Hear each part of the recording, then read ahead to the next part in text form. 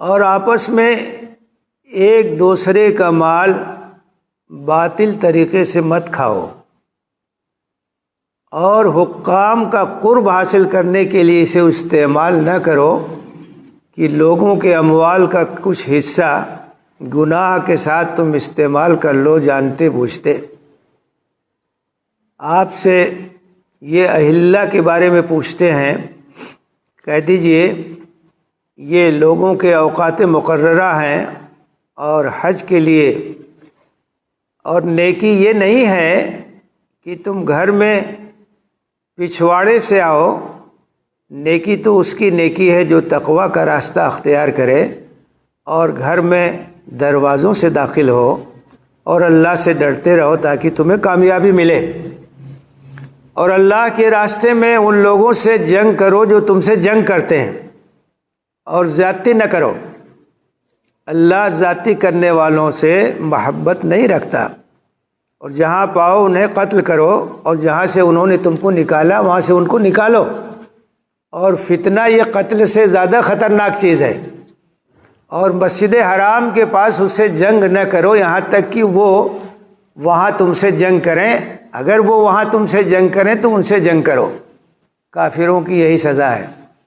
اور اگر وہ باز آ جائیں تو اللہ معاف کرنے والا رحم کرنے والا ہے، اور ان سے جنگ کرو یہاں تک کہ فتنہ ختم ہو جائے اور دین اللہ کے لیے خالص ہو جائے۔ بس اگر وہ باز آ جائیں تو ظالموں ہی کے ساتھ انتقامی کارروائی ہوتی ہے۔ یہ آیات صیام کے بعد یہ آیتیں شروع ہو رہی ہیں، اور آیات صیام سے پہلے بھی احکام آئے ہیں، موارث وغیرہ کے احکام ہیں، وصیت کا حکم ہے، اور اس کے بعد پھر ادھر جو ہے مال سے متعلق ہدایات آ رہی ہیں۔ تو اس سے بات معلوم ہوتی ہے کہ یہ جو اسلامی شریعت کے احکام ہیں ان پر عمل پیرا ہونے کے لیے یہ ضروری ہے کہ بندوں کے اندر تقوی اور خدا ترسی ہو۔ شریعت پر عمل کا جذبہ تقوی ہی سے پیدا ہوتا ہے۔ آدمی کے اندر جب اللہ کا ڈر ہوگا اور اللہ کے سامنے جواب دہی کا احساس ہوگا تو وہ حدود الہی کی خلاف ورزی نہیں کرے گا، حلال اور حرام کا لحاظ کرے گا۔ تو دیکھیے جو اسلامی قانون ہے اس کی ایک بڑی اہم خصوصیت ہے، اور یہ دوسرے قوانین میں یہ خصوصیت نہیں پائی جاتی ہے۔ دنیا بھر کے قوانین ہیں، پارلیمنٹ سے قانون بنتے ہیں، ہر ملک میں قوانین پائے جاتے ہیں، اور قانون سازی کا سلسلہ جاری رہتا ہے، لیکن آپ جانتے ہیں کہ قانون کی خلاف ورزی بھی خوب ہوتی ہے۔ ہمارے ملک میں آپ دیکھ لیجئے، جہیز اتپیڑن کا قانون ہے، لیکن اس قانون کے باوجود عورتوں کے ساتھ زیادتی ہوتی ہے، اور جہیز کی بنیاد پر ان کا اتپیڑن ہوتا ہے، حالانکہ قانون موجود ہے۔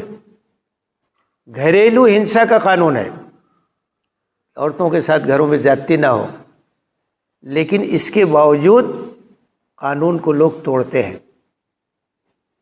تو اور جو قوانین ہیں وہاں کوئی ایسی چیز نہیں ہے کہ لوگوں کے اندر قانون پر عمل کرنے کا اندرونی جذبہ پیدا ہو۔ وہ قانون کو توڑتے ہیں، راستے نکال لیتے ہیں۔ اسلامی شریعت کی خصوصیت یہ ہے کہ یہاں قانون بھی ہے اور قانون پر عمل کرنے کا جذبہ بھی ہے۔ وہ جذبہ کیا ہے؟ دل کے اندر جو تقوی ہے، خدا ترسی ہے، اس کی وجہ سے آدمی کے اندر یہ جذبہ پیدا ہوتا ہے کہ اللہ کا قانون ہے، اگر میں اسے توڑوں گا تو اللہ کو کیا منہ دکھاؤں گا؟ یہ کسی انسان کا قانون نہیں ہے، یہ اللہ کا قانون ہے۔ تلک حدود اللہ فلا تعتدوها، یہ اللہ کی مقرر کی ہوئی حدیں ہیں، تو ان کو کراس مت کرو۔ تو یہاں قانون بھی ہے اور قانون پر عمل کرنے کا محرک بھی شریعت پیدا کرتی، دین پیدا کرتا ہے، ایمان پیدا کرتا ہے۔ یہ یقین کہ یہ قانون اللہ نے دیا ہے، اس کی پیروی ضروری ہے، اس کی خلاف ورزی ہم کریں گے تو اللہ کے ہاں ہماری پکڑ ہوگی، دنیا میں ہم بچ سکتے ہیں، آخرت میں نہیں بچ پائیں گے۔ اسی لیے آپ دیکھیے کہ تنہائی میں بھی کوئی غلطی ہو جاتی تھی تو لوگ آ کے اعتراف کرتے تھے اور کہتے تھے کہ میرے اوپر جو سزا ہے وہ جاری کی جائے، میں اللہ کو کیا جواب دوں۔ تو یہ خصوصیت صرف اسلامی قانون میں اور کسی قانون میں نہیں، اسی لیے لوگ قانون سے بچنے کے بہت سے راستے تلاش کر لیتے ہیں، لیکن یہاں تقویٰ، خدا ترسی، اللہ کے سامنے جواب دہی کا احساس۔ تو یہ جو آیات صیام ہیں درمیان میں آئی ہیں، اور اس سے پہلے بھی احکام ہیں، اس کے بعد بھی احکام ہیں، اس سے یہ اشارہ ملتا ہے کہ اس شریعت پر اور ان احکام پر عمل پیرا ہونے کا جذبہ تقویٰ سے پیدا ہوتا ہے، خدا ترسی سے پیدا ہوتا ہے۔ یہ عبادات ہمیں اسی لیے تیار کرتی ہیں کہ ہم اللہ کے احکام کا، شریعت کا احترام کریں اور اس کو توڑنے کی کوشش نہ کریں۔ چنانچہ آپ دیکھیے آیات صیام ختم ہو رہے، اس کے بعد فوراً جو حکم آ رہا ہے وَلَا تَأْكُلُوا أَمْوَالَكُمْ بَيْنَكُمْ بِالْبَاطِلِ، آپس میں ایک دوسرے کا مال ناجائز طریقے سے نہ کھاؤ، جائز طریقے سے جو مال ملے اسے، حلال طریقے سے مال کھاؤ، غلط طریقے سے کہیں قبضہ کر کے، کہیں زبردستی کر کے، کہیں دھوکہ دے کر کے کسی کا مال ہڑپ مت کرو، ایک دوسرے کا مال ناجائز طریقے سے مت کھاؤ۔ وَتُدْلُوا بِهَا إِلَى الْحُكَّامِ، اور مال کو حکام کا قریبی بننے کے لیے استعمال مت کرو رشوت کے ذریعے سے۔ یہ جو لفظ آیا ہے تدلو، ادلاؤن سے ہے، اور دلون کے معنی ہوتے ہیں ڈول۔ کنویں سے پانی نکالنے کے لیے جو برتن استعمال ہوتا تھا اسے ڈول کہا جاتا ہے، تو رسی سے اس کو لٹکایا جاتا تھا اور پانی بھر کے اسے کھینچا جاتا تھا، تو گویا وہ پانی کے قریب پہنچنے کا ذریعہ ہے، اس طرح سے آپ پانی کے قریب پہنچتے تھے۔ تو ادلاؤن کے معنی ہوتے ہیں ڈول کو لٹکانا۔ سورہ یوسف میں حضرت یوسف علیہ السلام کا جو واقعہ ذکر کیا گیا ہے کہ جب ان کے بھائیوں نے لے جا کر کے ان کو کنویں میں ڈال دیا تو اتفاق سے ادھر سے ایک قافلے کا گزر ہوا اور انہوں نے وہاں پڑاؤ کیا، تو انہوں نے اپنے ایک آدمی کو بھیجا کہ وہاں کنواں ہے، جا کر کے وہاں سے پانی لے آؤ۔ فجاءت سیارۃ فارسلوا واردہم فادلی دلوہ، تو اس نے اپنا ڈول نیچے ڈالا پانی کے لیے، تو دیکھا کہ ایک بچہ وہاں ہے۔ قال یا بشری ھذا غلام، ارے یہ تو بہت بڑی خوشخبری ہے، یہاں تو ایک بہترین قسم کا بچہ ہے۔ اس کو نکالا اور کہا کہ یہ تو ہمارے لیے ایک بڑا سرمایہ، اس کو لے چل کے بازار میں بیچیں گے، خوبصورت بچہ مل گیا۔ تو ادلاؤن کے معنی ہوتے ہیں قریب کرنا، ڈول کو لٹکانا۔ پیسے کا استعمال حکام سے قربت حاصل کرنے کے لیے نہیں ہونا چاہیے۔ رشوت دے کر کے آپ حاکم کو اپنے ساتھ ملا لیں، آپ کے حق میں فیصلہ کر دے، حالانکہ وہ چیز آپ کی نہ ہو۔ تو فرمایا کہ پیسے کا استعمال اس کے لیے نہیں ہونا چاہیے کہ حکام کا قرب حاصل کیا جائے، رشوت دے کر کے ان کو اپنے حق میں کیا جائے، ایسا نہیں ہونا چاہیے۔ اچھا، یہ کیوں کرتے ہیں لوگ؟ حکام سے سلسلہ جنبانی اس لیے کرتے ہیں کہ لوگوں کو مال ہڑپ کرنے میں آسانی ہو۔ لِتَأْكُلُوا فَرِيقًا مِّنْ أَمْوَالِ النَّاسِ بِالْإِثْمِ، تاکہ لوگوں کے مال کا کچھ حصہ گناہ کے ساتھ تم کھاؤ، استعمال کرو، ہڑپ کر لو، اپنے حق میں فیصلہ کروا لو۔ تو یہ جو رشوت کا سلسلہ ہے اور غلط طریقے سے مال حاصل کرنے کا سلسلہ ہے، اس کے اوپر قدغن لگائی گئی اور یہ کہا گیا کہ جان بوجھ کر کے اس طریقے سے تم کوئی حرکت نہ کرو۔ تو اس کا مطلب یہ ہے کہ جو تقویٰ ہے اس کا ایک تقاضا یہ ہے کہ ہماری کمائی حلال کی ہونی چاہیے۔ اگر آدمی متقی ہے تو اس کی کمائی میں حرام کی آمیزش نہیں ہوگی، وہ اپنی روزی کو حلال بنائے گا، اور اگر روزی حلال نہیں ہے تو عبادت بھی قبول نہیں ہوتی ہے، دعائیں بھی قبول نہیں ہوتی ہیں۔ بنیادی شرط یہ ہے کہ آدمی کی روزی حلال کی ہو، تو اس کی دعا بھی قبول ہوگی، اس کی عبادت بھی قبول ہوگی۔ تو فرمایا کہ غلط طریقے سے مال کسی کا نہ ہڑپو، استعمال نہ کرو، حکام کو رشوت دے کر کے ان کا قرب حاصل کرنے کی کوشش نہ کرو۔ یسألونک عن الأہلہ، اہلہ یہ جمع ہے ہلال کی۔ ہلال کسے کہتے ہیں؟ ہلال جو چاند جب نکلتا ہے تو ابتدائی ایام میں بہت پتلا ہوتا ہے، اسے ہلال کہا جاتا ہے، اور اس کے بعد جب وہ مکمل ہو جاتا ہے، 14ویں کا چاند ہو جاتا ہے، تو اسے بدر کہا جاتا ہے۔ بدر کے معنی ماہ کامل، 14ویں کا چاند۔ اور جنرل طور پر چاند کے لیے قمر کا لفظ بھی استعمال ہوتا ہے۔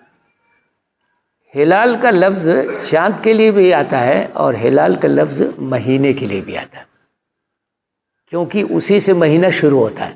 جو قمری مہینے ہیں چاند ہی سے شروع ہوتے ہیں، چاند دیکھ کر کے مہینے کا آغاز ہوتا ہے۔ تو یہ اہلہ جو ہے یہ شہور کے معنی میں بھی ہے، مہینوں کے معنی میں بھی ہے۔ بعض لوگوں نے کہا کہ کچھ لوگ سوال کرتے تھے کہ یہ چاند پتلا کیوں ہوتا ہے پھر موٹا کیوں ہو جاتا ہے؟ اس کا جواب دیا گیا اللہ کی حکمت ہے، اس کے ذریعے سے لوگ اوقات کا تعین کرتے ہیں اور مختلف چیزیں اپنی طے کرتے ہیں۔ لیکن زیادہ بہتر یہ ہے کہ جو سیاق و سباق ہے اس روشنی میں یہاں جو معنی مراد لیا جائے کہ مہینوں کے بارے میں پوچھ رہے ہوں، اور خاص طور سے وہ مہینے جن کو اشہر حرم کہا جاتا ہے۔ پہلے سے چلا رہا تھا یہ کہ 12 مہینے میں 4 مہینے ایسے تھے جن کو محترم مہینے مانا جاتا تھا، اس میں جنگ ونگ نہیں ہو سکتی تھی اور امن کے ساتھ سب لوگ سفر وغیرہ کرتے تھے۔ یہ 4 مہینے کون سے تھے؟ 3 مہینے ایک ساتھ تھے، ذوالقعدہ، ذوالحجہ اور محرم، اور ایک مہینہ الگ تھا رجب۔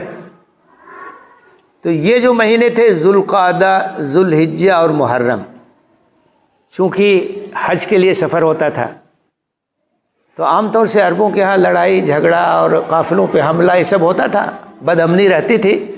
تو انہوں نے آپس میں یہ طے کر لیا تھا کہ یہ 4 مہینے ایسے ہیں کہ ان مہینوں میں کوئی بھی لڑائی جھگڑا نہیں ہوگا، کوئی کسی کے اوپر حملہ نہیں کرے گا اور امن و امان رہے گا۔ تو یہ جو 3 مہینے تھے ذوالقعدہ، ذوالحجہ اور محرم، تو اس کی وجہ سے سفر حج کے لیے آنے والوں کو اور جانے والوں کو آسانی ہو جاتی تھی، وہ سکون کے ساتھ اپنا سفر کر لیتے تھے۔ اور ایک مہینہ بیچ میں الگ رکھا گیا تھا رجب کا، تاکہ درمیان میں بھی تجارتی سفر وغیرہ ہو سکے، لوگ اطمینان کے ساتھ آئیں اور اطمینان کے ساتھ جائیں۔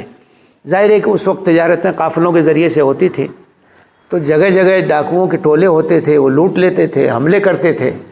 تو یہ چلا آ رہا تھا کہ یہ 4 مہینے ہیں جو محترم ہیں، اور ان مہینوں میں کوئی لڑائی جھگڑا نہیں اور کسی کے اوپر کوئی حملہ نہیں، اور لوگ سکون کے ساتھ آئیں گے، سکون کے ساتھ جائیں گے۔ تو اب چونکہ اسی سورہ میں اس سے پہلے یہ گزرا ہے کہ تحویل قبلہ کا واقعہ ہوا، اور یہ بات بتائی گئی کہ یہ جو مشرکین ہیں یہ اپنے شرک کی وجہ سے اس بات کے مستحق نہیں ہیں کہ بیت اللہ کے متولی بنے رہیں، کیونکہ اللہ کا گھر یہ تو توحید کے لیے بنا تھا، مرکز توحید، اور اس کو انہوں نے شرک سے آلودہ کر دیا، بتوں کی گندگی سے آلودہ کر دیا۔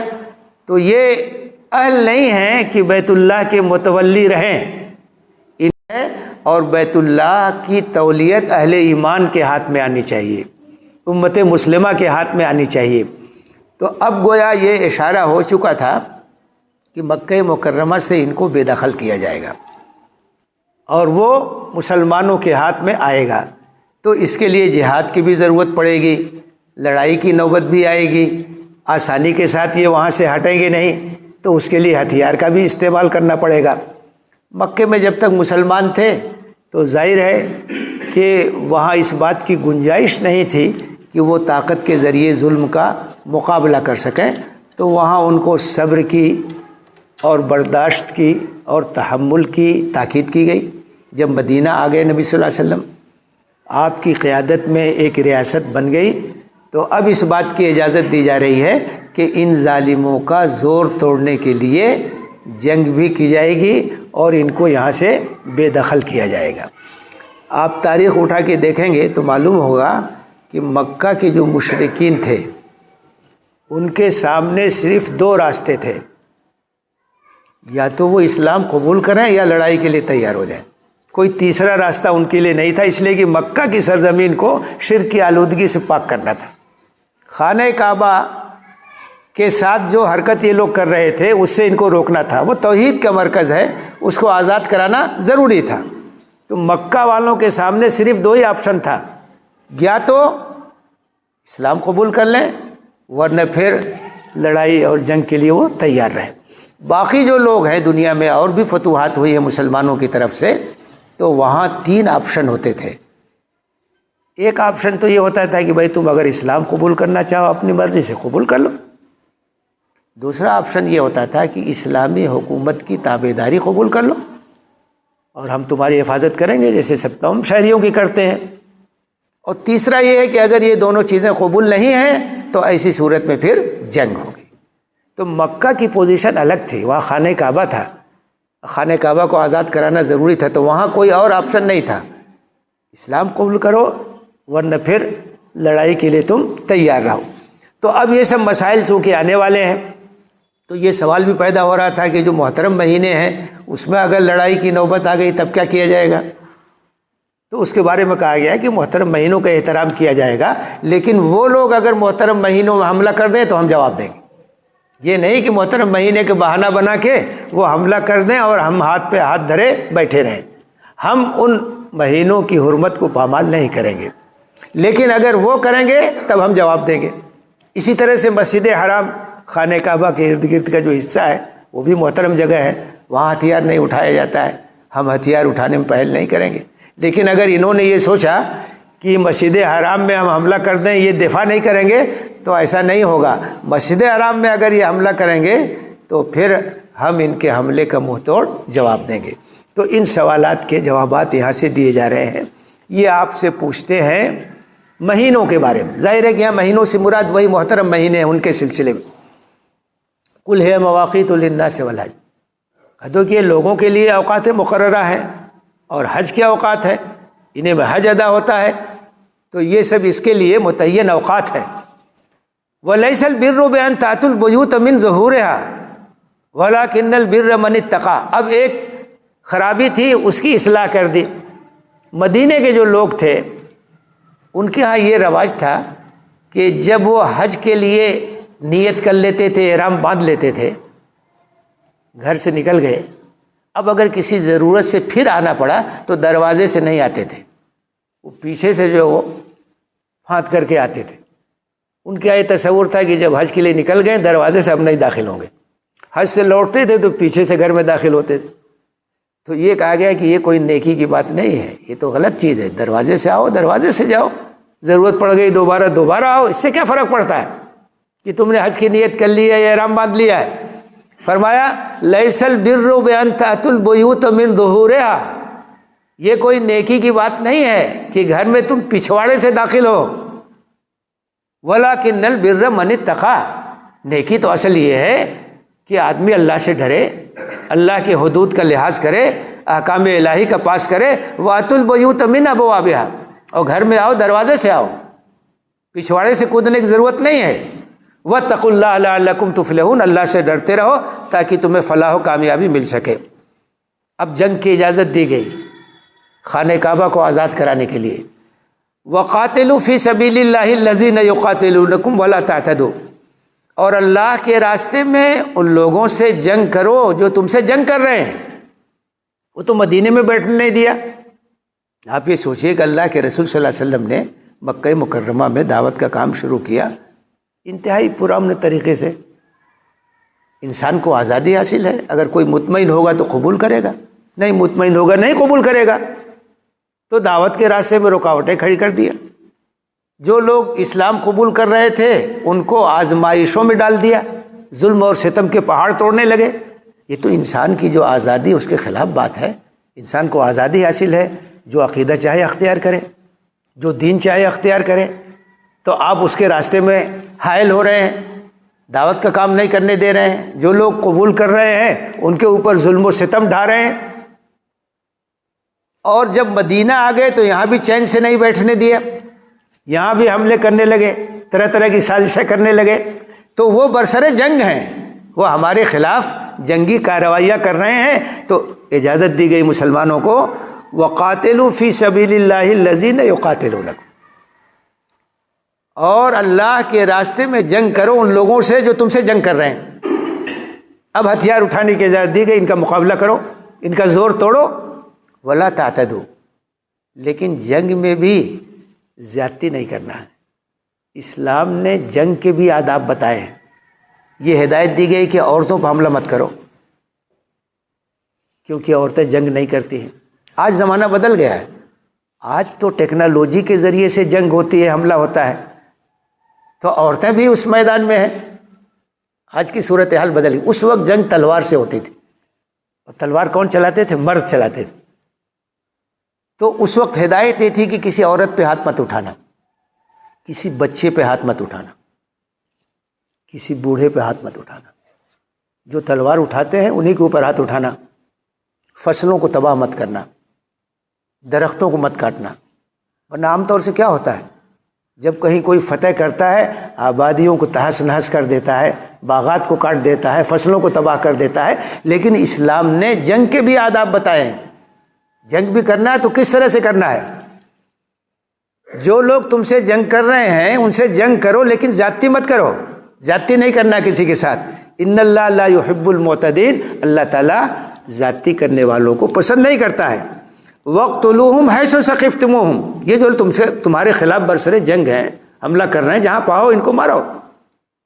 جو لڑاکو ہیں ان کو ختم کرو. وَأَخْرِجُوهُمْ مِنْ حَيْثُ أَخْرَجُوكُمْ، اور مکے سے تم کو ان لوگوں نے نکالا ہے، اب ان کو مکے سے نکالو. اب ان کو رہنے کا وہاں حق نہیں ہے. خانہ کعبہ کے متولی یہ نہیں رہ سکتے، کیونکہ یہ توحید پر قائم نہیں ہے اور خانہ کعبہ کو شرک سے آلودہ کر دیا. تو اس کے متولی تم ہو، اب تمہارا وہاں عمل دخل ہوگا. تو جہاں سے تم کو نکالا اب وہاں سے ان کو نکالو. وَالْفِتْنَةُ أَشَدُّ مِنَ الْقَتْلِ، فتنہ یہ قتل سے بھی زیادہ خطرناک چیز ہے. فتنہ کیا ہے؟ فتنہ یہ ہے کہ کسی کو زبردستی اس کے عقیدے سے اور اس کے دین سے منحرف کیا جائے، دباؤ ڈالا جائے، اور آزادی کے ساتھ دین اختیار کرنے کی اجازت نہ دی جائے، اور اس بنیاد پر ستایا جائے کہ تم نے کیوں دین قبول کر لیا، تم نے کیوں یہ عقیدہ قبول کر لیا. اس کو فتنہ کہتے ہیں.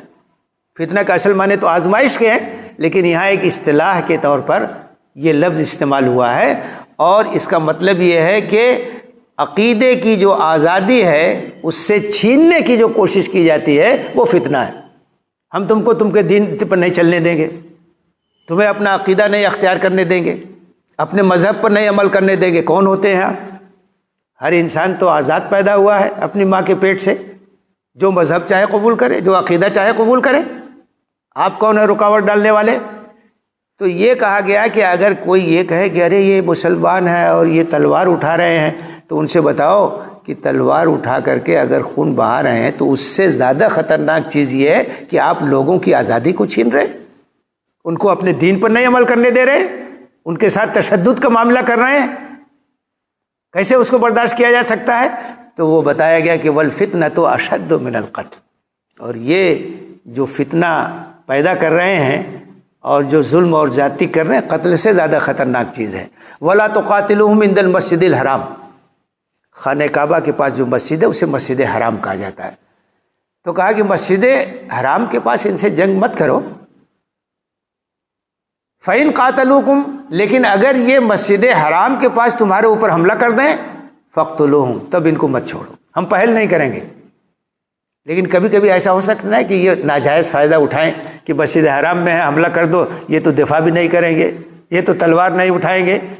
تو کہا کہ مسجد حرام کے پاس جنگ مت کرو، لیکن اگر یہ لوگ حملہ کریں، فَاقْتُلُوهُمْ فَإِنْ قَاتَلُوكُمْ فَاقْتُلُوهُمْ، لیکن اگر یہ تم سے جنگ کریں وہاں تو ان کو جواب دو. كَذَلِكَ جَزَاءُ الْكَافِرِينَ، اور کافروں کا یہی بدلہ ہے.